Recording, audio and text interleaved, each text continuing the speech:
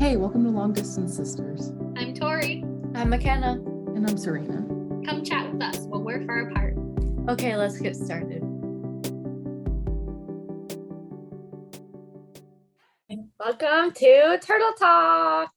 Yes, we're going to give MacKenna her moment in the spotlight to talk about her world of turtles. My world for 6 months, the past 6 months. Yes. It was not very turtly before that. So, tell us where you work. Well, okay, I'm not allowed to say I work at the Turtle Center. I'm only allowed to say that I serve at the Turtle Center. Weird. Because I'm doing an AmeriCorps service program there. AmeriCorps is basically the domestic version of Peace Corps. And I just so happened to stumble across this program at the Georgia Sea Turtle Center. I am in the husbandry department, but there's also people in education, research, and under the Jekyll Island Authority as a whole, there is conservation as well. So you work at the Georgia Sea Turtle Center. I serve at this Georgia Sea Turtle Center on Jekyll Island.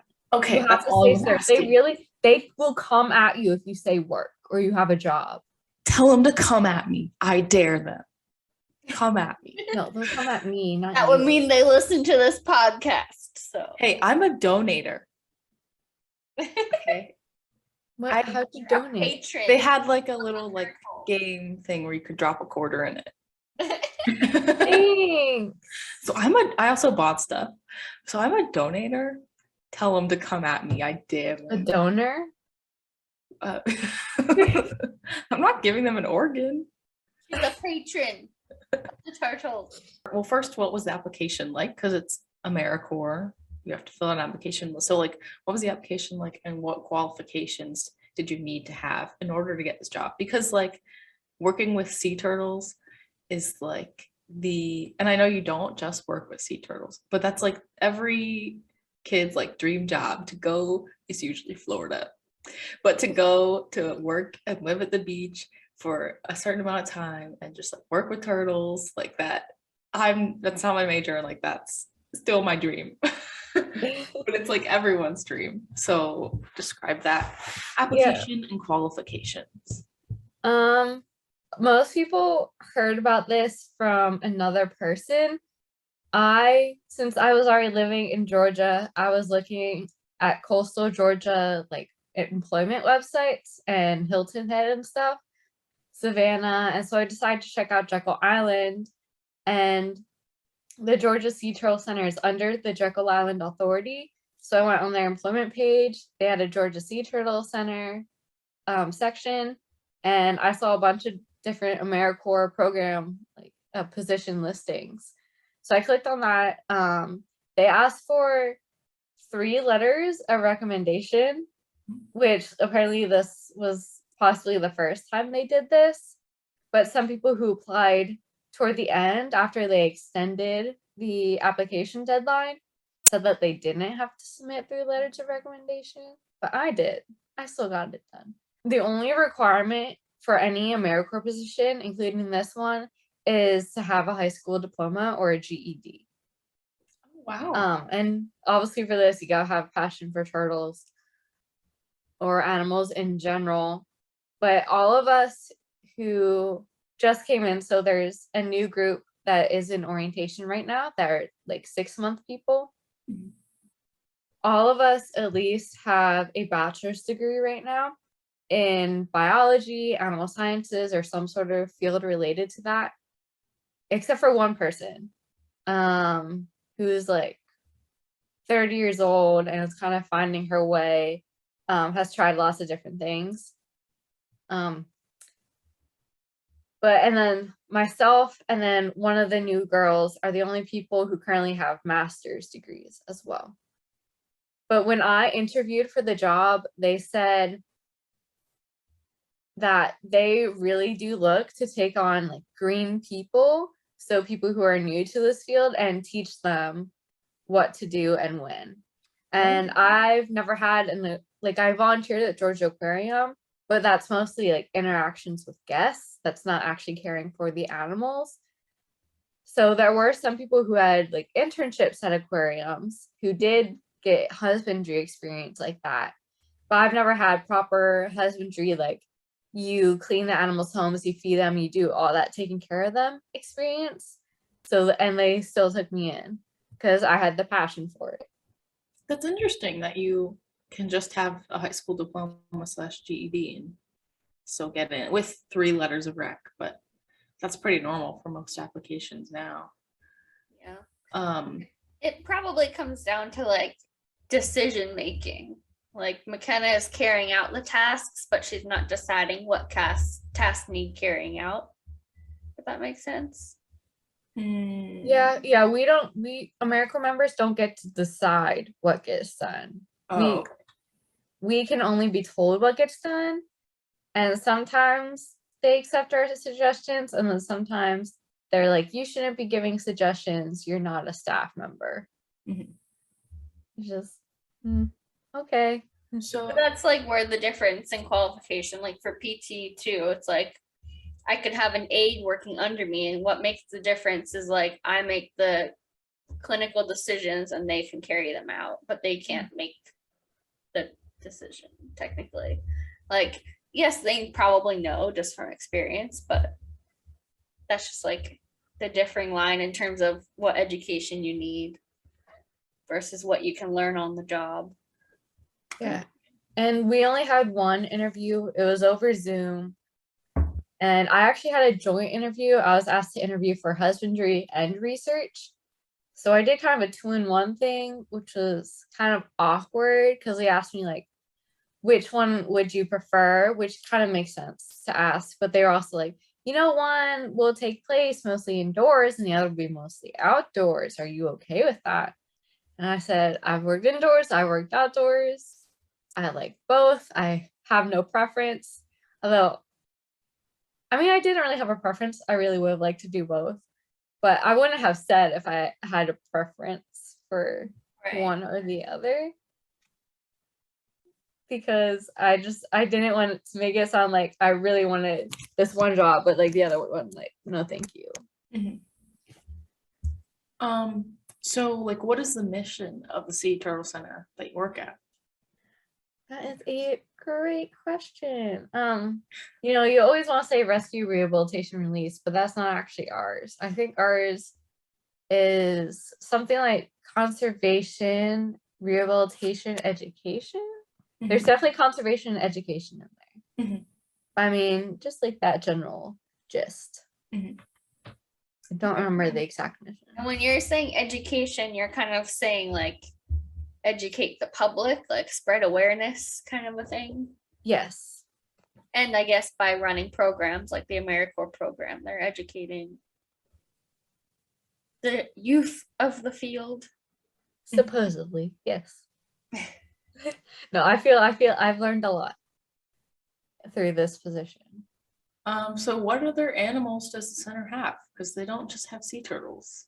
No, we do not. So sea turtles are just one of many types of turtles.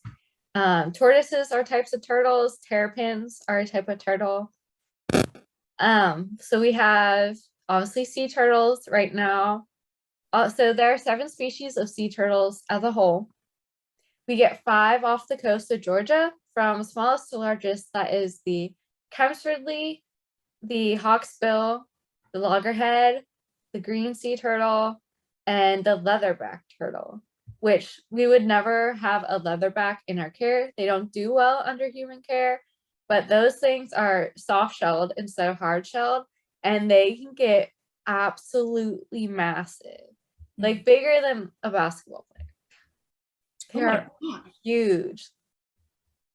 But right now we have 4 loggerheads, 8 Kemp's Ridleys, and we count 1, 2, 3, 4, 6 greens. We also have a bunch of diamondback terrapins. So the road that connects Jekyll Island to the mainland is called we refer to it as the Causeway. And when diamondback terrapins go to lay their nests, they usually go for the high ground. And the causeway is kind of their high ground. So there are a lot of females that cross that road and get hit by cars. So we have lots of mamas that come in starting, I believe it's late April, early May, and through August, I believe. They'll come up and nest and get hit by cars. So we'll get a lot of females in at that time. Usually they'll follow a naming theme. And then if they have eggs still in them, or if they lay eggs while they're in the center, we will try to get those out of them, even if the mother is too far injured to survive and we have to euthanize her. We'll still try to save the eggs, and then we'll incubate the eggs at the temperature that females are born at, which I believe females are hot and guys are cool. I believe that's the way it is. So we incubate our eggs at increased temperature so that our hatchlings are all females. But this leads to us having a lot of diamondback terrapin hatchlings. Okay. We release a bunch. Right now, we still have a decent number in our care because they're part of a study. And every year we send 25 to Zoo Atlanta. And then they'll bring them back to us after a year. So diamondback terrapins are a big part. We always have diamondback terrapins. We also have, right now, a Florida softshell turtle named Shiitake, a mud turtle named Sienna, 3 eastern box turtles, one of which is new, and he was recently caught in a fire. So all his keratin's gone, and his part of his like left foot is sloughing off, like the skin, and it's really badly injured. And we give all of our box turtles dessert names, us in research. So this guy's name is S'more. His shell looks like a toasted marshmallow. Because he was in a fire. Oh, that's so bad. Oh, that's terrible. Yeah, but the name was just approved today. So great. S'more has a name. And then we have some gopher tortoises, and we give them older generation names. So right now we have Mabel, Francis, and Camilla.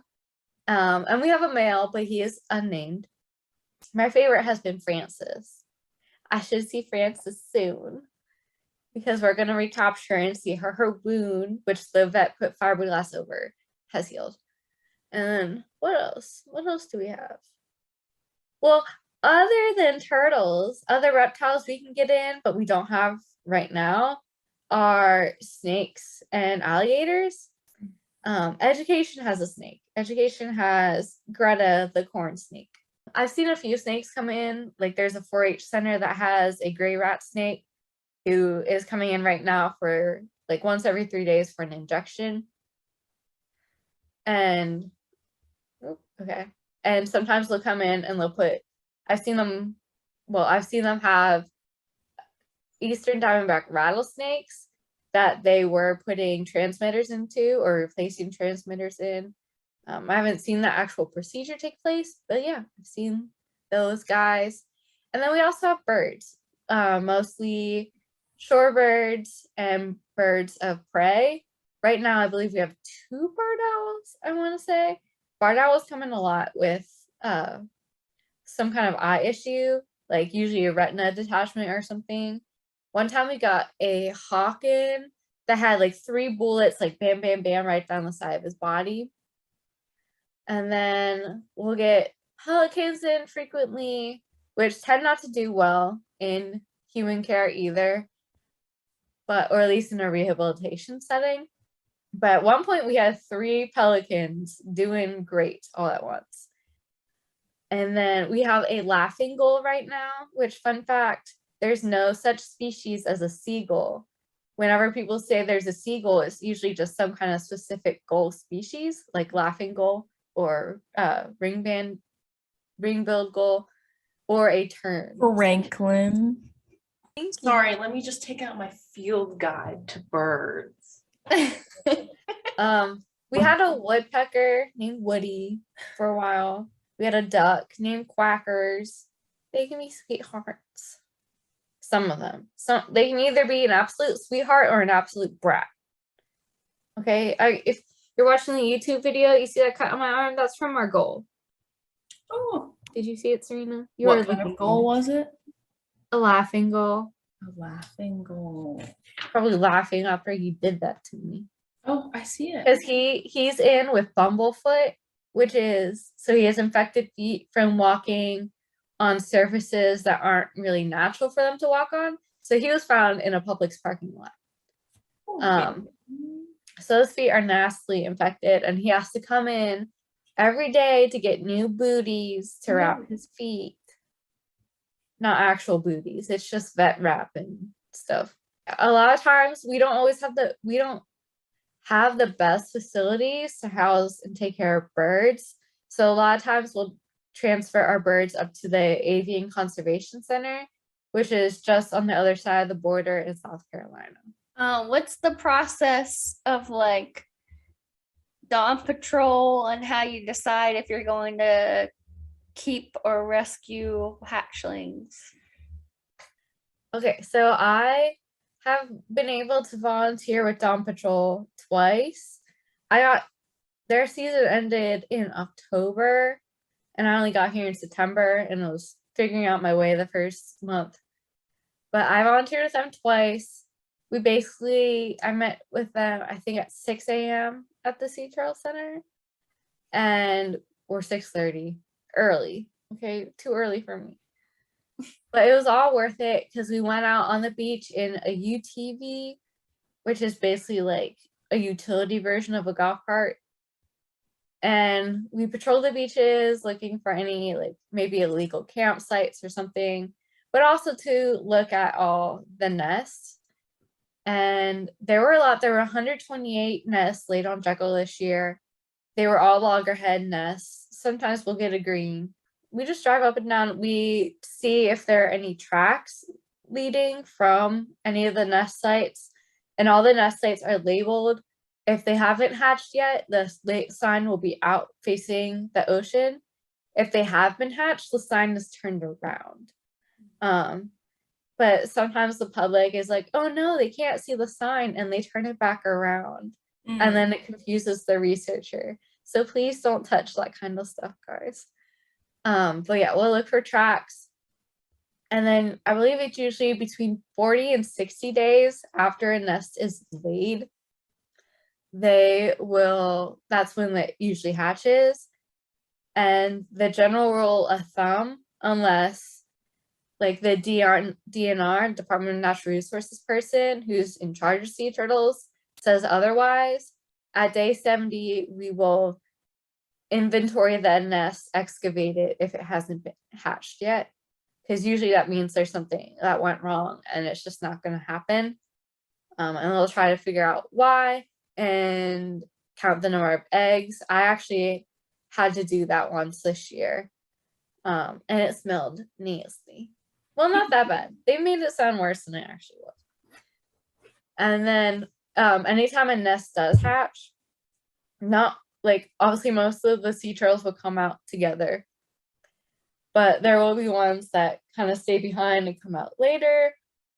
So once it hatches, it's 5 days later that they'll do an inventory on that nest and see how many eggs hatched, how many didn't. And they'll also go up and look at the tracks after they've hatched. And if all of the tracks are within like I think it's a 45-degree angle or something like that, looking towards the ocean, that's usually the angle you'd like want them to be in.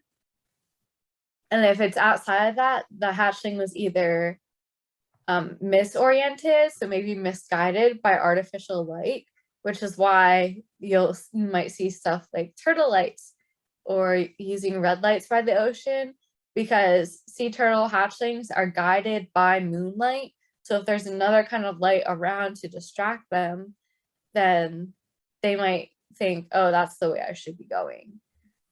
And then they could also be disoriented, so like just loopy, not knowing what's what. Yeah. We did have one hatchling who I'll talk about later because I think there was another one. It'll go toward the end of this question. But yeah, we inventory the nest. We make sure they keep track of all the days. When they have like a logbook to keep track of everything. But yeah, we'll go up and down all the beaches to look for stuff. So the Georgia Sea Turtle Center only has a permit to have 2 hatchlings every year. One will stay for a year to be our education hatchling. Another will either be released or they'll usually go to another education facility, either as their permanent home or again as a temporary home. When we release ours, they go down to I think it's the Loggerhead Marine Life Center or something down in Florida, and they will take a bunch of hatchlings and juveniles on a boat out to the Sargasso Sea, which is where they spend their first few years before they're actually juveniles, and we have no idea where they go. And the Sargasso Sea, what's that off of? The Sargasso Sea is located within the mythical Bermuda Triangle, and it is in the middle of some currents. But it's not the big Atlantic Ocean currents. So it's kind of like the way North America goes in toward Florida, and then the Caribbean goes back out. Part of it's hugging that oval. But yeah, still in the middle of a group of currents. Yeah, every big ocean basin has a gyre. And the center of each gyre is a lovely garbage patch. Yay! Yay. Like people always talk about the Pacific one. Maybe it's the biggest. I really don't know. But it's actually in all of them. It's too small to be a gyre. Probably. Yeah. Okay. There's the Gulf Stream, the North Atlantic Drift, Canary Current, North Equatorial Current, and Antilles Current. So usually the hatchlings we get are ones that will wash back either a few days after their nest has hatched, which for each nest we also sacrifice one egg to get genetic material so we know what female who the mom was, or we can keep track if like the mom's nesting multiple times, and maybe find out who the father is. It's a lot of mRNA studies that are done on turtles, and you get your mRNA from your mom. It's not maternal RNA, it's mitochondrial RNA, but that's from your mom. So when you say like you have a permit to keep 2 hatchlings, is that like 2 healthy hatchlings? We'll usually take unhealthy ones. So we'll take those washbacks that come back either several days after their nest has hatched, or like or they got like misoriented or disoriented, and we tried to get them picked up by the current, because we'll kind of test them. We'll like see how well they're moving on sand, and usually they'll move right toward the water. They're not always, but if they're making good progress, the researcher will just put them at the edge of the water, and like current will kind of just sweep them away. And then if they don't wash back, so sometimes they'll wash back right away multiple times. But this year, the one that we kept, at least, whose name is Ember, her nest was attacked by fire ants, so it had to be relocated. So it was also already like messing with the nest. And then when they did their like 5 days after the hatch inventory, she was still inside of her egg. She clearly couldn't like move or walk very well, so we took her in, and that's why her name's Ember. She was one of the last things remaining from a dying fire ants. But yeah, that's how we got her. But one time when I was out on dawn patrol, we did have a hatchling wash back a few times, and it was clear he had some deformities. But because the Sea Turtle Center already had our 2 hatchlings for the year, we took him to the north end of the island where the water is a lot calmer, and we had to let him go there, and he could just participate in the circle of life. He could be thriving right now. He could not be around anymore. So why can't you take all of the unhealthy ones? Why is it limited? You would have to ask the Department of Natural Resources. But We also don't have the facilities to take care of all those turtles. but when we were there were baby sea turtles there. No, you saw the diamondback terrapins. Oh. So why Like can't the little tiny ones that are like this big. Like, aren't they all tiny when they're were born? were they like born at the center or something? the diamondback terrapins? Yeah, I already said that earlier. Were you not paying attention? Look, you're saying a lot of things. Yeah. Like when Tori was They're the ones whose moms get hit by cars. right. Oh, okay. I see. So Don't get why you couldn't take all the unhealthy ones that you can fit. We can hardly fit more than 2, but you'd have to ask the Department of Natural Resources. I just know our permit's good for 2. Why you need a permit? So anyway. Because there are wild animals, and wild animals are a natural resource, and you can't just do whatever the heck you want with them. I guess so you don't disrupt the circle of life on the Mhm. we island. already are anyway.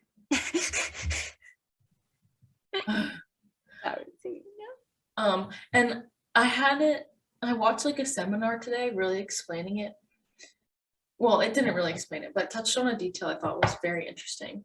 So a lot of people, their, I guess you could say, rebuttal to climate change or global warming, is that the Earth moves in cycles, or that the Earth's climate goes in cycles, which it does. That's completely true. And the largest of those cycles is 100,000 years. And then it goes to 40,000 years, which is another one in that. And then it goes to, I think, like 24,000 years. But overall, it's 100 years, or every 100,000 years when we get like peak maximum, and then you at like interglacial period, glacial, interglacial, glacial. But over the past 800,000 years, the average parts per million of CO2 in the atmosphere has reached a maximum of 280 parts per million CO2. At each of, like, that is the maximum those interglacial periods over 800,000 years have reached. In recent, decades, centuries, I guess since 1850 is the usual time, like Industrial Revolution, our parts per million has gone up. I believe it's like 420. I believe it's about 420 parts per million. So we're in an interglacial phase, and that is over 100 parts per million more than any other maximums that have occurred in the past 800,000 years. So we've gone through 8 cycles of interglacial glacial. So I just thought that was interesting to say, of like, yes, the climate does move in cycles, and that's why we know there's a problem. Thank you. We can talk about turtles now. Thank you. Don't we have TED plans? Don't we have plans to do a climate episode at one point? Oh my gosh, I am not. Yeah, that's Serena's episode. I am not like official enough to talk about that. I could talk about No thing. like Talk about oceanography. I could talk about plastics. Actually, Yeah, teach us about microplastics. we can leave. I recorded my technical presentation for my master's because I wrote like a 30-page paper about the effects of plastics on corals and other coral reef invertebrates. We can leave links to the videos below. Oh, you did videos on the, I guess, in every description. I'll add them to the descriptions. So that was your like thesis thingy? It wasn't a thesis, but it was a technical paper. Okay. Oh, nice. That's cool. More like a kind of literature reviewy. Yeah. Well, if you didn't, yeah, that makes sense. Very cool. Have you seen Chasing Coral? I have not. It's pretty good. It's worth One it. of like there was someone at UGA who was a part of that. Yeah. Oh, whoa. It's worth it if you want to be depressed. Yeah, and he came and talked to when I did the scientific diving class, he came to talk to us. Did he And have then long we hair? had, I Did he think have we had the director, or at least him. I think we at least had him come to the UGA like movie theater room when they played Chasing Coral to give a talk. Okay, was he tall with kind of a big nose and longish, dirty blonde hair? No, Oh, he was older. my favorite. I don't think he was ever on camera, really. Oh, because the guy I'm thinking of in the documentary, he's like an engineering student or engineer, I don't really know. But he just like has aquariums filled with coral, no fish. That's It's cool. just his passion. Okay. I think there's no fish. I'm pretty sure it's just coral. Probably. Yeah, no. Yeah. The guy from UGA is an older ecology dude. But don't the fish help the coral? Yes. I mean, sure. They Yeah. all help each other. So he should And have fish. actually, Well, maybe he way has we fish. can I relate don't know. Serena's CO2 thing to this is ocean acidification, which is killing a bunch of coral and a bunch of turtles like coral. Sea turtles, well, actually, so green sea turtles can adjust their metabolism, and the longest as green sea turtles ever been recorded holding their breath underwater was 5 hours. But they like to like take a nap or something nestled under coral or rock. But also a lot of their food is around there. They'll eat scrape algae off stuff. Green sea turtles, not entirely herbivores.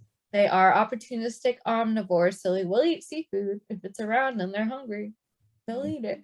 But they are the only species of sea turtle with a serrated jaw, and that helps them eat like seagrasses, like turtle grass, and algae and stuff.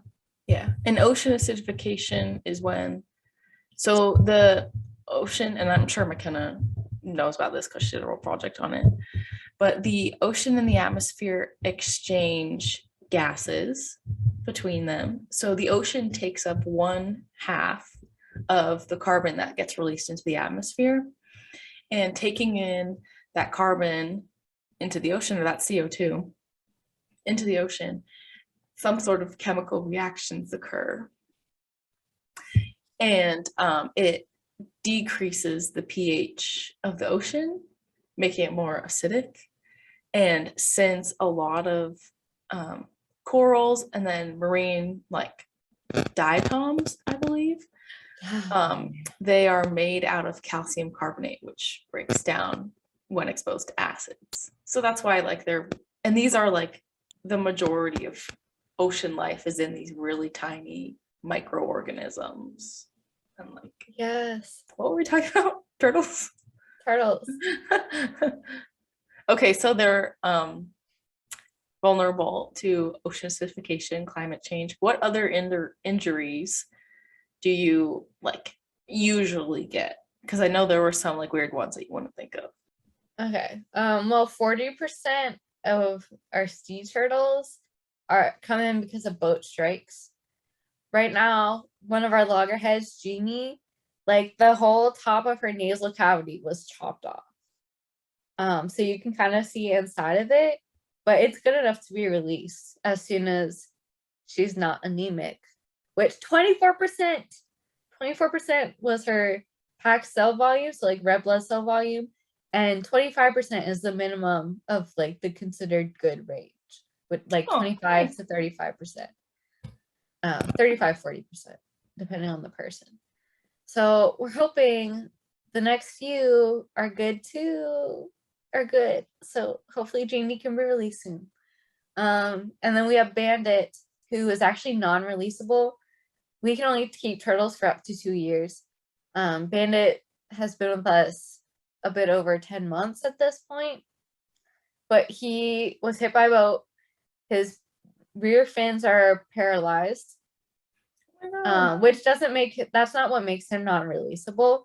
As long as you have one working flipper on each side of your body, you're a releasable sea turtle. That way you're not just swimming in circles. But he also got some flotation issues from the boat strike. So he has to have a weight patch on him as often as possible. Otherwise, he would just swim around with his blood up, which could cause like a lot of the organs to shift and stuff. So he is non-releasable. And I keep saying you can't actually tell the gender of a sea turtle until they reach sexual maturity at the age of 30. Oh. So, and males have longer Sounds like some tails. guys I know. Males have longer tails than females. That's how you usually tell. But Bandit's a juvenile. He's 65 pounds. And adult green sea turtles, I believe, are like 200 to 400 pounds. So he's not even close. But we say we don't know. In order to place him in an aquarium, we do have to know the gender, especially if he's going to an aquarium with another sea turtle, because we want to keep the same sex of turtle together. That way there's no breeding in captivity. And he also has fibropapillomavirus, which is in the herpes virus family. Like pretty much every green sea turtle has it at this point. But it lies dormant in most of them. It's just stressors that bring it out in kind of like cauliflower shaped tumors. But he can only go in with another turtle that has confirmed FP. That's what we call it for short. Or he'll go by himself. But we recently sent out a blood test to a guy who's studying sea turtle hormone levels right now. So he'll test his testosterone levels, Bandit's testosterone levels, and we'll know for sure whether Bandit's a boy or a girl. And then it'll be way easier to place Bandit. But that's boat strikes. We also, especially in the summer, we get, like last summer, we had maybe 3 chemsword leaves come in with fish hooks. We also get greens with fish hooks. And a lot of that stuff, like boat strikes and fish hooks, are over the summer when there's 1, more people who can cause harm, and 2, more people who can report harm in case the person who caused the harm doesn't realize what they did. Or just doesn't care, which would be really sad. So we get that, not while I've been here, but before I got down here, there were sea turtles that had ingested plastics, debilitated. That's kind of a catch-all term for, we're not totally sure what's up with this turtle, but something caused it to maybe be more sluggish or just floating, like, and they just can't. So it's normal for sea turtles to have some epibiota, like life living on them, so barnacles and stuff like that. But when you have massive amounts of it, it's usually because you can't swim very fast, or you don't have the energy to scratch it off on a rock or coral or something. And it just grows, and you're just like there, and you're stuck. Well, not stuck, but just like you're not feeling well. And that's why all that stuff can happen to you. So we have Margot, who was covered in leeches. And she has regenerative anemia. So her red blood cell volume is not getting worse, but it's not getting better either. So we have a new treatment we're gonna try with her. Some other ones are just, they're just out there floating. And I think they're just staying with us right now because the waters are too cold to release them at the moment. Soon, hopefully soon, the seawater will get better. We also get a bunch of cold stun turtles who are obviously, they get really cold. Sea turtles are reptiles. They are ectotherms. They rely on outside sources for their body heat. And they can't really bask in the sun or anything. So loads of, especially juvenile sea turtles, get caught in Cape Cod every year. Because when the water starts to get cold, they're like, hey man, it's time to go south. So they go south and they go into Cape Cod, and they're like, there's nowhere else we can go.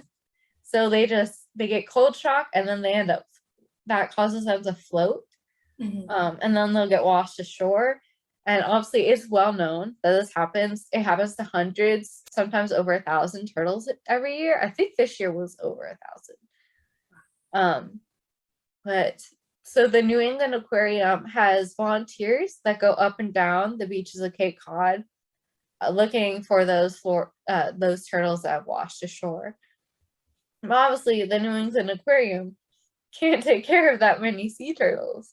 So there's a nonprofit called Turtles Fly 2, where pilots donate their time, their fuel, their planes, and they fly turtles to other rehabilitation centers like the Georgia Sea Turtle Center.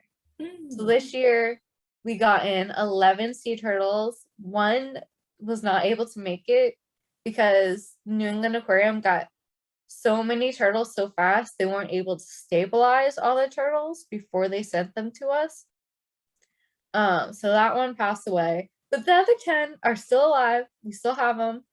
The one that passed away was a green sea turtle, but we did have another green from them. We have a loggerhead, and then we have 8 Cows Ridleys. They're all juveniles, and they have a naming theme as well.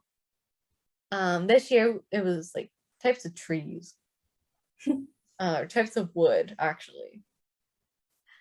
So mine Baobab, the tree of life. Oh, Yeah, a lot of cold sun turtles will get pneumonia. So I believe 8 out of 10 of ours had pneumonia. And they also get osteomyelitis, which is like a bone infection. That's pretty common. But we haven't just gotten cold stuns from New England this year. We also currently have, I believe it's 2 other green sea turtles who were cold stunned. One was actually off Amelia Island, where we just did our family Christmas, like a week after we got back. oh wow. And then one off Little Cumberland Island, which is just south of Jekyll Island at the bottom of Georgia. So it can happen in Florida and Georgia waters as well. Also, any scientific things that at least I say, look it up yourself to make sure. Like, I think I'm right, and I've taken these classes, but I may not be accurate.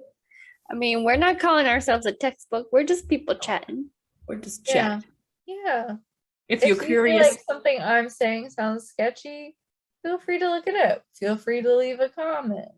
and please, Like your pronunciation of baobab. Baobab. It's baobab. You know, on Literally, Kilimanjaro look up Safari, the they say Google. baobab. Yeah, and they are wrong. They are wrong. I literally, okay, I'm just, Baobab.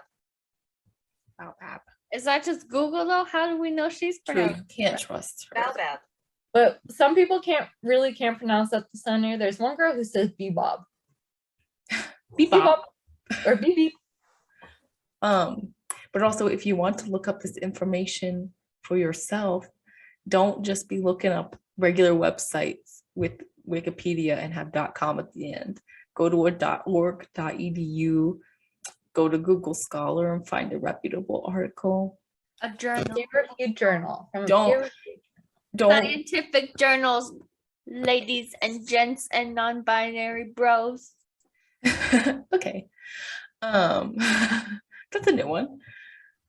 We were talking about, we were like, oh, what do we say? Guys and gals, non-binary pals. That's like some YouTuber says that.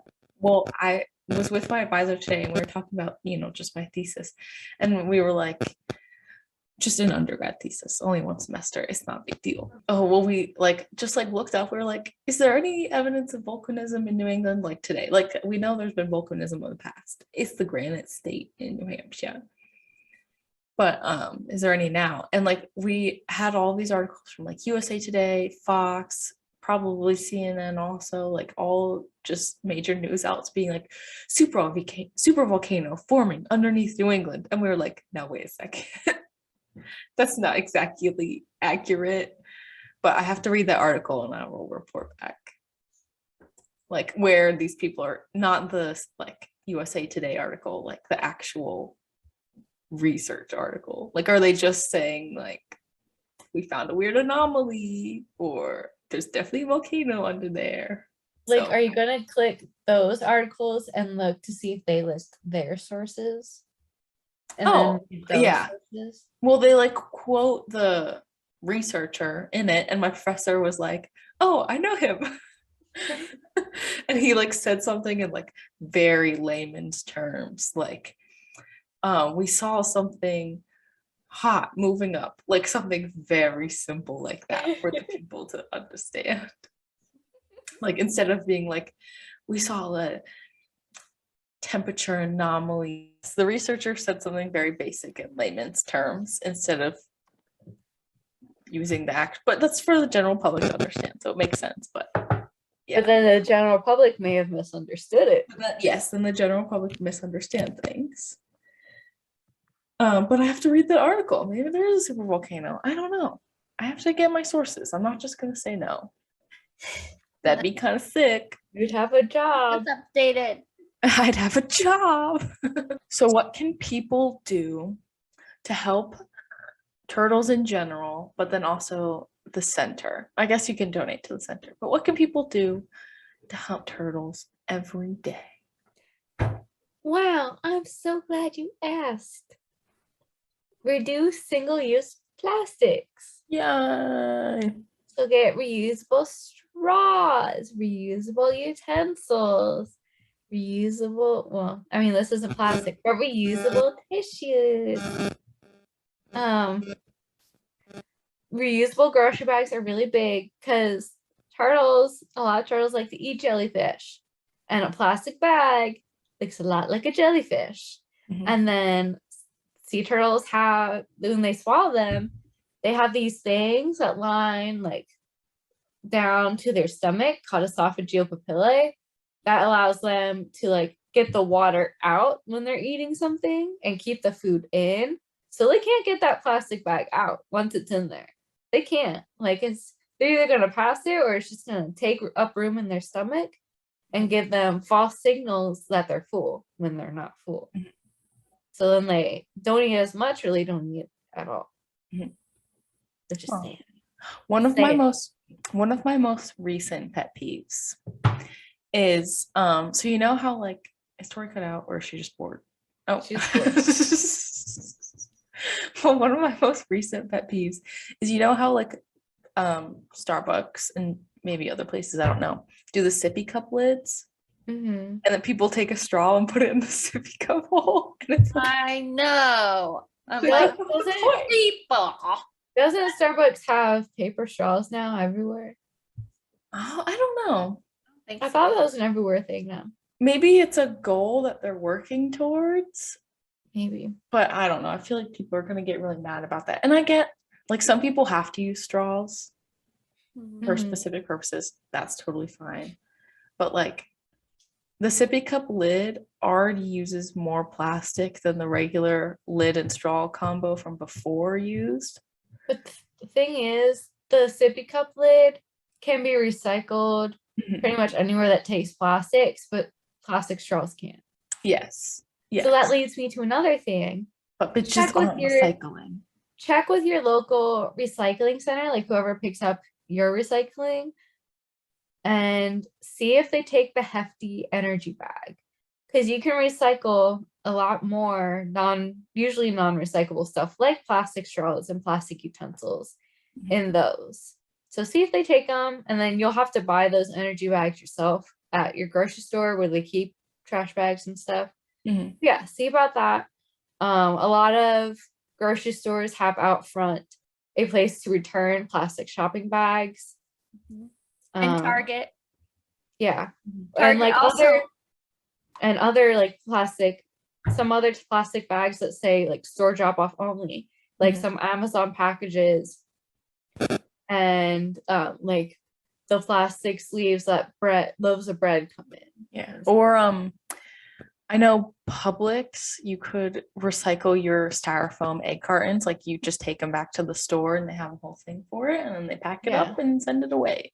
Yeah, it's right outside the doors of the grocery store. Target also has like recycling for electronics and things in all their stores at the front. Oh, can I take my batteries there? I got some batteries. Probably. Okay, Yeah. I get it. Or you could go to Best Buy or Office Depot or something. Oh, good idea. And then, okay, so the Sea Turtle Center has like a box for suggestions Mm. of how to help the sea turtles. And one person wrote, "Stop peeing in the ocean." And we're like, ocean acidification. Well, no. It's Doesn't pee pee have basic. ammonia? And I then think pee's basic. yeah, pee's basic. I'm pretty sure. Yeah. So it would I mean, counteract. sorry guys. Maybe you should pee in the ocean. Always pee in the ocean. The fish do it. I think it's only basic though if it's like well diluted urine. But like if Oh. them super dehydrated, it's more acidic. Oh, ew. Another way to help sea turtles or the wildlife in general, just leave wildlife alone. If you're not permitted or like under the supervision of a trained professional, if you're not a trained professional, leave wildlife alone or call a professional. You could always call your Department of Natural Resources, or if you're in Florida, the Florida Fish and Wildlife Conservation Commission. Call them. If you're in Georgia, you can call the Georgia Department of Natural Resources at 1-800-2-SAVE-ME. Aw. So yeah, don't mess with them. Don't mess with research efforts. Like, don't turn around the sea turtle nesting signs because they're facing certain ways for certain reasons. Mhm. If you do choose to eat seafood, look for sustainable seafood sources, although not all seafood sources are actually very sustainable. Coming from a fishery as a girl with a master's in fisheries and aquatic sciences, it's really not. It's a lot of it's a guessing game. But still, don't just buy it from anywhere. If you're gonna buy it, there are certain, I think one's like MSC, Monterey Bay Aquarium has a really good site to tell you like which species are usually okay and which aren't. Mm. Don't litter on the beach. I can't tell you how many cigarette stubs I picked up on the beach. You can download the app Marine Debris Tracker, and if you're on the beach and you want to spend like 5 minutes or more picking up trash, you can actually record the trash you pick up. Like it'll ask you like what type of trash: bottle cap, plastic bag, plastic straw, miscellaneous, a whole bunch of stuff. Don't leave behind stuff on the beach. You don't use artificial lighting unless it's like a red light or something else that has been deemed turtle friendly. If you're fishing, use barbless hooks because those are a lot easier on the turtle and on the vet, who will be the ones removing the fishing hook. But it's a lot easier to get out for everyone. That's interesting. You mentioned cigarette butts because one thing that's like it's so common just to see like cigarettes thrown and stomped out on the ground. But I believe that one cigarette, I don't know if that means like a whole cigarette or if it just means like the little bit of the butt left over, pollutes 25 milliliters of water. So imagine, just 4 of those is a liter. Imagine, and some people smoke 4 cigarettes a day, some people smoke more. And if you're just throwing it on the ground, so much water is just being polluted all day, every day, because that stuff gets washed to drains, it gets put in your watershed and pollutes your watershed, which means more treatment has to go into it, which means you have to pay more to treat that water that you're polluting every single day. I mean, I know smoking is becoming less and less popular, for good reasons, but also people live their own lives. But please don't just throw it on the ground. Don't toss your vape pods on the ground. Don't feed wildlife. Don't feed sea turtles. Because 1, you don't know what they can digest usually, and 2, you don't want them associating food with humans. Like at the Sea Turtle Center, we tried our best not to let the turtles see us feed them. Those turtles and are also probably like, yeah, you guys okay. think we dumb. We know you feed them. Okay, Tori. Sorry, not Tori. I meant people. Ducks cannot digest bread. stop feeding them your bread. Gulls and terns and other shorebirds cannot digest French fries. Okay, they are carnivores. They are piscivores. They can only Objection. digest. They fish. steal those fries. I don't give them to them. You They steal those fries. think I'm better. giving up French fries to a bird? French fries? Tell them No. you don't want this. This will just hurt your stomach. You only want it because it's salty. Yeah, okay. I'll tell them that. I probably have because I don't want them to steal my fries. Yeah. But this is also coming from someone who once, when she was like 13, had a group of gulls circling her and then come down on her and her friend, and she just threw the package of fries on the boardwalk and ran. That's funny. Oh We're yeah, kids, I we remember were when I kids. was little going to feed ducks bread. Yeah, that one you can better control yourself. Yeah. Don't feed the ducks at Disney that hang around Casey's Corner and everywhere else. Those your quick service fries.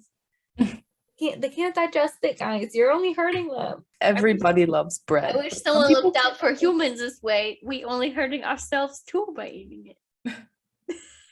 No, we're not. Girl, you know how much bread I eat? When we're talking fast food French fries. Oh, Oh yeah. yeah. I thought you were talking about bread. I was like, bread is not bad. Bread hurts me. Unless What about for You're- those of us with Listen gut to me. sensitivity? I've just been eating brown rice bread for a week and a half. See what I mean? It's kind of good. The problem is it's just expensive. So I take it from the dining hall. Smart. When I work every Monday, I just take a loaf. You take a whole loaf. Yeah. They don't listen to this. Oh man. Oh, they do. I mean, I'm allowed to take food and they are so limited on those options that it's like, just give me a whole loaf of bread. And the other night, so the only like dessert kind of thing that I could have there is peanut butter with like an apple or banana or the bread. And they packed up the peanut butter an hour and a half early. And I was like, I hate you. I'm so pissed right now. This was the only dessert I can have. I would have been mad too. Very I'll much. bring you some little packets of peanut butter that I have collected. Or just get $1.99 jar from Trader Joe's. But sometimes they have sugar added in them. Not and the Trader wrong Joe's one. oils. The Trader Joe's one is just peanuts. And it's $1.99. Well, then I have peanut butter powder, which That is usually has sugar no, added. no sugar. Oh, what brand do you have? I don't know. I checked it though. There's no sugar because it doesn't taste very good. Then it probably doesn't have sugar. Yeah. Okay. Anyway, back to the turtles. What's your day-to-day schedule? Wow, it changes all the time. So at least at least 1 or 2 days a week, I'll be in the treatment room with the vet or vet tech or whoever's in that day. Because our vet works at multiple other places, so he's not always there. He is the one who founded the center, though, Dr. Terry Norton. But a typical day out working with the animals, doing the husbandry work, I mean, it still changes every day. We get in, we like kind of set up for the day, fill all the disinfectant cleaning stuff, make sure that's all set. Record how much turtles ate overnight, if they were fed a dinner the night before. We'll net out any poop or leftover food or urates, which are basically solid forms of urine. And yeah, we'll do temperatures, check the ozone level. So like how clean, that kind of tells us how clean it is. Once a week, they'll do water quality. Every other day, we check the salinity, make sure it's still for sea turtles, between 28 and 32 parts per thousand salt. For the brackish terrapins, it's like between 13 and 17 we go for. And then it's breakfast time. And I love making the gopher torts. Their salads. It's so much fun. And some days we'll put kale in there as a little extra touch, or flowers, or fiber mash, strawberries, prickly pears. For every day they at least get romaine lettuce, green leafy lettuce, cucumbers, and peppers. And then usually from there we'll move on to water changes. So if anyone's or dirt changes, so if anyone's dirt or hay needs to be changed, we'll get that out. We'll clean their home. If there's a water change, we'll dump it, clean it, and then refill it, make sure the temperature is all good before we put the turtles back in there. And then we will go on to other little tasks like cleaning water dishes or changing out the bleach buckets. We check the temperatures of all the enclosures 3 times a day. We have some animals on observations 3 times a day, so just monitoring their behavior, or maybe like their rear limb use, like for our Florida soft shell for a while. And then it's lunchtime for the turtles. Any turtles that get fed, not everyone gets fed lunch or dinner. But we'll feed out lunches, and then it's our lunchtime, and then we come back and it's food prep time.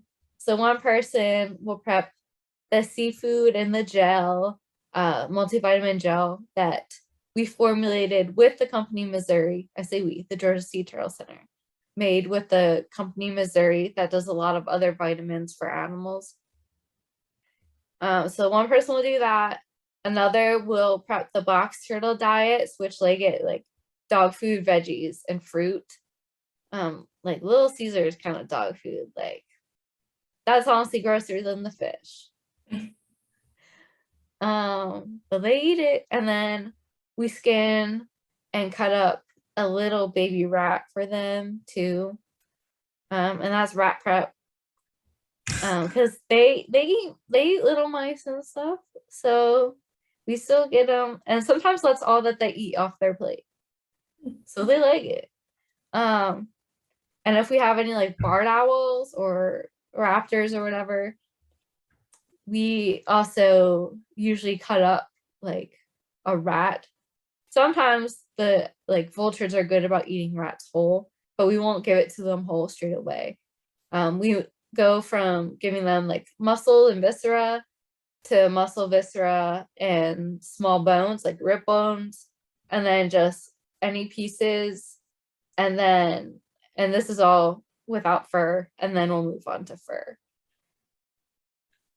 So that's also, we'll prep that the day before, and we prep our food the day before, except for gopher tortoises, because if anything were to happen where we couldn't have the time to make their food for that day, their food for that day is already made. So like if we're busy leading up to lunch, we'll still have their breakfast and lunch ready to go for them. We'll check the weather for overnight, because it is like an open air facility. So we'll see how many, and that will tell us if animals need to come inside, if it's going to rain, because our gopher tortoises have outside pens. And how many, like which enclosures might need insulation on them for the night, if they might need multiple red lights, or if one's good enough, how many heaters we need to have on in the facility, stuff like that. What else? We'll pull plates from lunch to have that all cleaned. And then we'll do kind of more maintenance-y things. So for husbandry, every AmeriCorps member gets a maintenance task. And we'll have like one day a week where we do our task, and they try to spread them out over the week, so not everyone's doing their task on one day. Or we'll like scrub a tank, and then dinner time, and then closing tasks, which is basically just getting the place cleaned up, closed down, making sure everything's in order before we head out for the day. Nice. And then we have those tasks for the treatment room as well, making sure everything in there is clean and sanitized. And so you live on the island. They have like housing provided for AmeriCorps people. What's just the island like in general? Give us a brief overview of Jekyll. It's like living in a 55 and up community.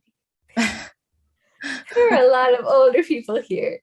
Everyone, like we went to trivia before we start recording this tonight.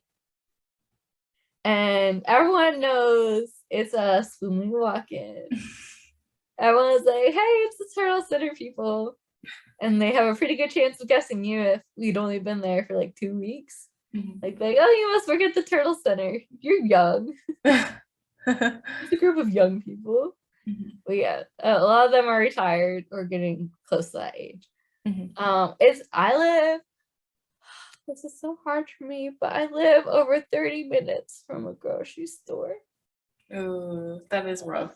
It is rough. And like, it's 20 minutes just to get to the other end of the causeway that goes onto the island. So it's like 20 minutes to reach the mainland. But yeah, the housing they provide for American people is fine.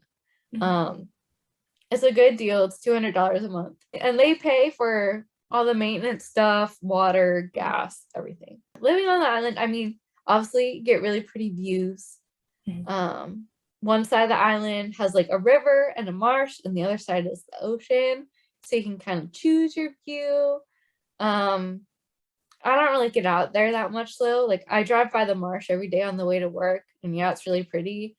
And the first week I was here, especially the first day I came onto the island, I was like, so pretty with all the Spanish moss and live oaks everywhere in the marsh. But now I'm just like, yeah.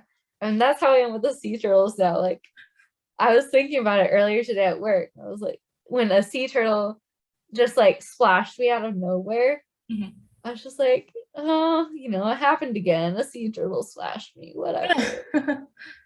Or I'm just like carrying a sea turtle. I'm like, yeah, this is like the 5th Chemist Ridley I've carried today. Like, whatever. Just like, I mean, being careful, obviously. But like, whatever. Like, it's a sea turtle. Yeah. Okay, cool. Let's do the quiz. Also, all the America people live like we all live on like the north end of the island by Driftwood Beach, which look up pictures of Driftwood Beach. It's so pretty. It convinced my mom to come here. I'm pretty sure it convinced our mom to come here. But we all live together on like the same 2 streets that are like you just turn and it's right there. So we all kind of have the same backyard, and we hang out all the time. Like it's really nice and fun. We have bonfires a lot. Some people every week while we're recording this, they are watching Below Deck, which is like a reality TV show about like a yacht crew. But yeah, we go to trivia. We do a lot together. Okay. All right. Pick some random things and we'll tell you which kind of turtle you are.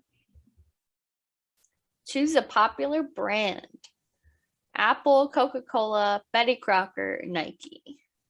Nike. Apple? I feel like I don't like any of these brands. I know. But I'll say Apple because I need a new phone. Choose an activity. Drawing, watching TV or movies, swimming, or napping. Watching TV or movies. Again, yeah. Let's all be honest here. I watch YouTube. I don't watch TV.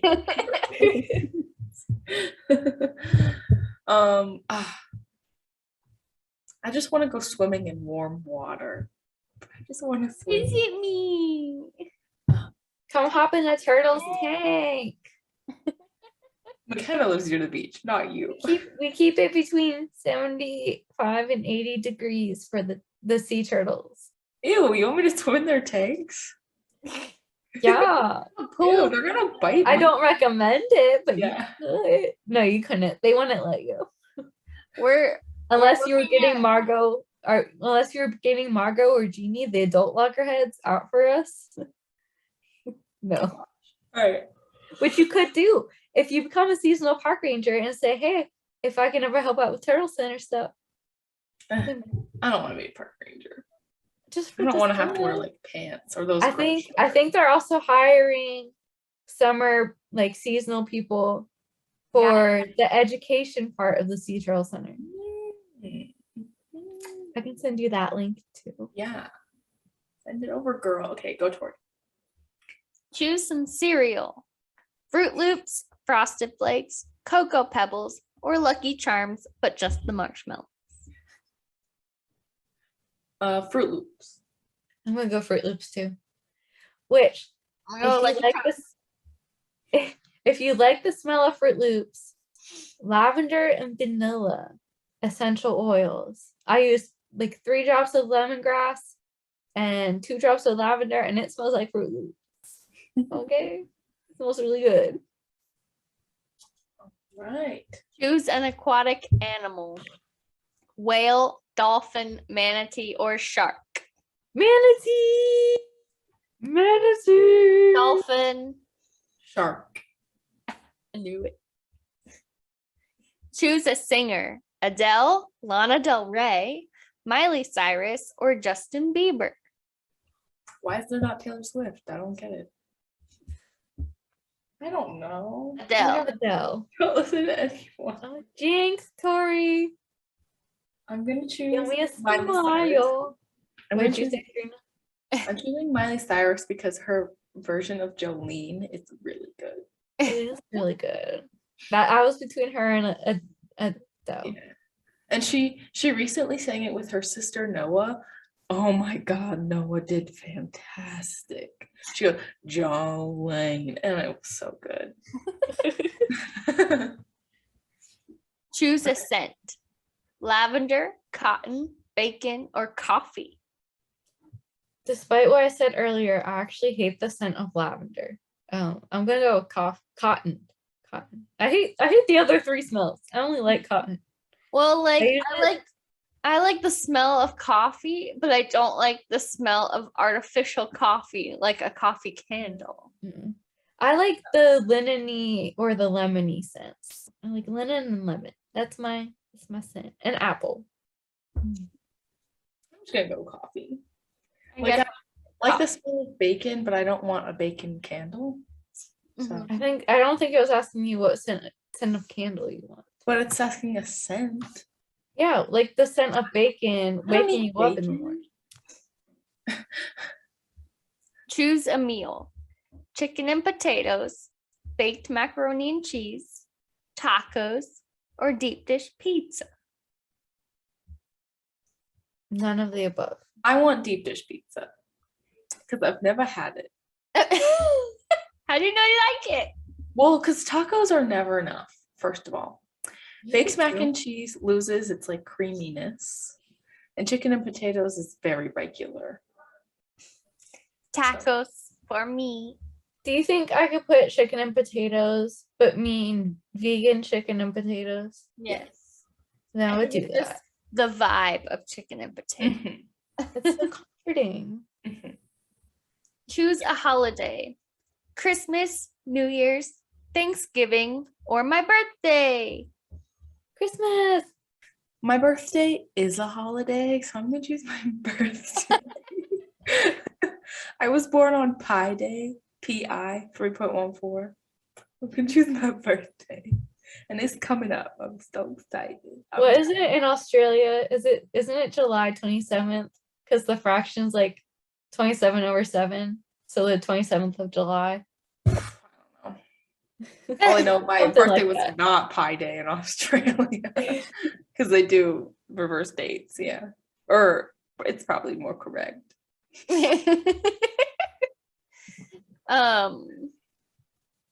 My birthday. Oh, yeah. Choose something chocolate. Chocolate milkshake, chocolate cake, brownies. No thanks. Milkshake. My milkshake bring all the boys to the yard. It's better than yours. I don't know. I like vanilla milkshakes more than I like chocolate. Remember, Tori, you were like, no, we like went to Shake Shack once, like 6 years ago. And you were like, let's get a vanilla milkshake because they're better than chocolate. I was like, okay. That was not me. It was. It was after we went prom dress shopping. And we went to Shake Shack. Or no. I have never ordered a vanilla milkshake in my life. No, Steak and Shake. I'm pretty sure we ordered it. Anyway, I'm choosing chocolate cake. Okay. Before I make a decision, Pi Day is actually the 22nd of July. 22 over 7 is the fraction. Okay, I had to correct myself. I don't know, chocolate milkshake or like a really nice fudgy brownie.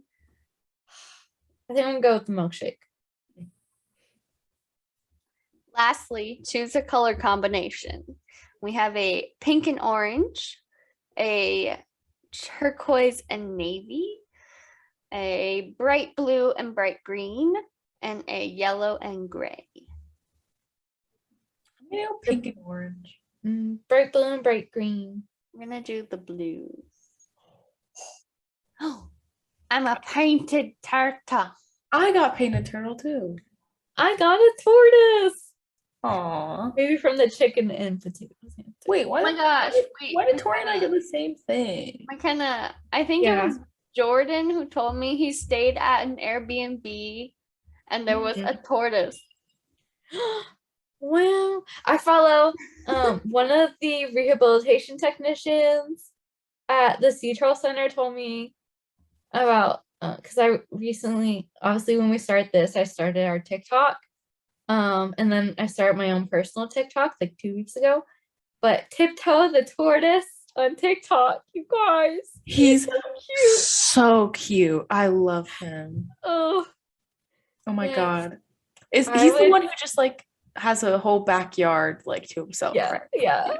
So cool. Oh my God. I told myself in college, I was like, I don't think I want my first pet to be like a dog or a cat because I just feel like too much responsibility to take on, like never having done that myself before.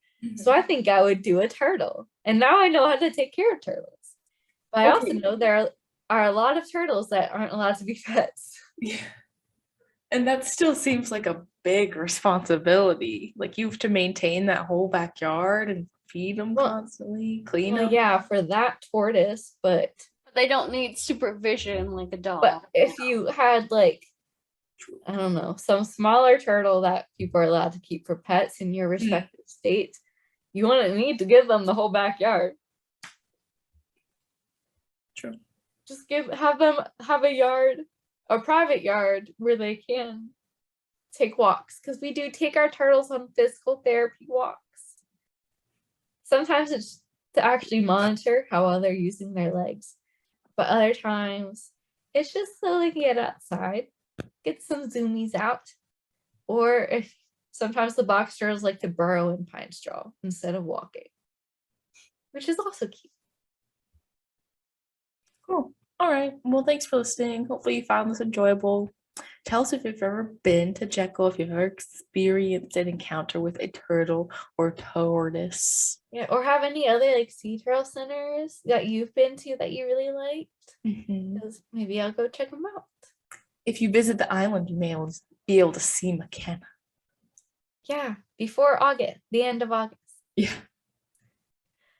Because I'm only on a 12-month program. Have a good day, everyone. Ask me anything about turtles, and if I don't know the answer, I obviously know people who I can get the answer from. Yes. You know some turtles. Yeah. Okay. Bye. Bye. Guys. Thanks for listening to this week's Long Distance Sisters. Be sure to subscribe for more episodes and leave a good review. And check out the video version on our YouTube channel. You can find all of our other social media information in the description. Talk to you later. Bye.